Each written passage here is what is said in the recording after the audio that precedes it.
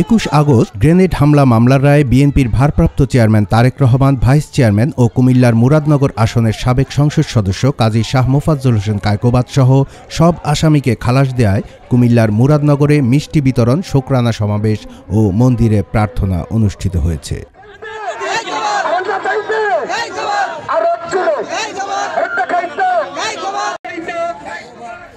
1 December রবিবার রায় ঘোষণার পর মুরাদনগরের বিভিন্ন স্থানে এসব কর্মসূচি পালিত হয়। এ রায়ে 2004 সালের 21 আগস্ট গ্রেনেড হামলা মামলার আসামিদের ডেথ রেফারেন্স ও আপিল আবেদনের উপর শুনানি শেষে বিচারিক আদালতের রায় বাতিল করে সকল আসামিদের খালাসের আদেশ দেন বিচারপতি AK আসাদুজ্জামান ও বিচারপতি সৈয়দ এনায়েত হোসেনের হাইকোর্ট বেঞ্চ।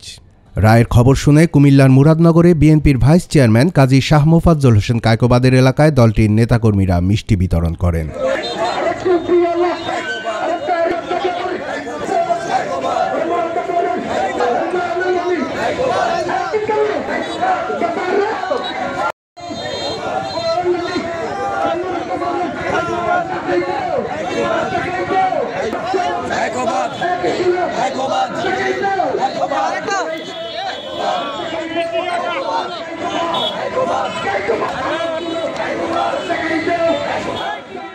এছাড়াও বিকেল 4টায় মুরাদনগর DR উচ্চ বিদ্যালয় মাঠে শোকরানা ও দোয়ার আয়োজন করা হয়।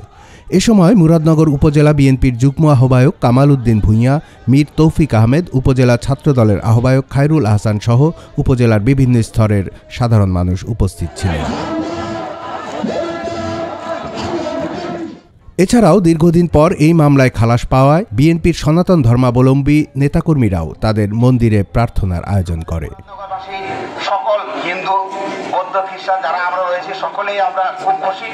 সেই সম্পর্কে দাদা আমাদের মাঝে যত তাড়াতাড়ি আসতে পারবে সেই আশাকে আমরা ব্যক্ত করছি। জয় গৌর, জয় নিতাই।